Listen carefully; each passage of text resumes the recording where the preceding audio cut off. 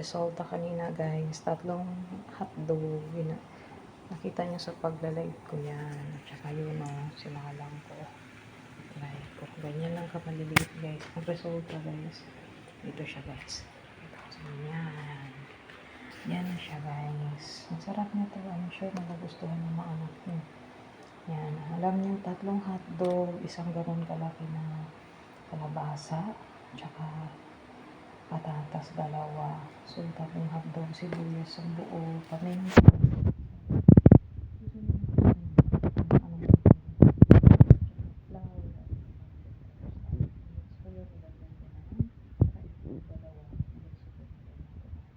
Water. So, dapat ganito yung lapot niya. Ganito yung lapot niya, guys. Yan ang lapot niya. Yan. Ganyan lang kadami, guys. Pag yan.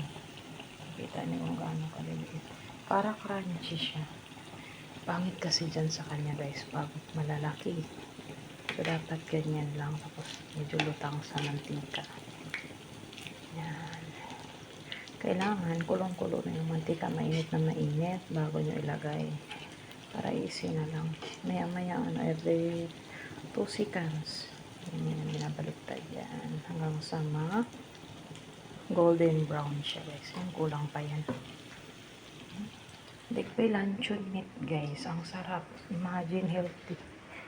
Yan siya, guys. Buksan natin, guys.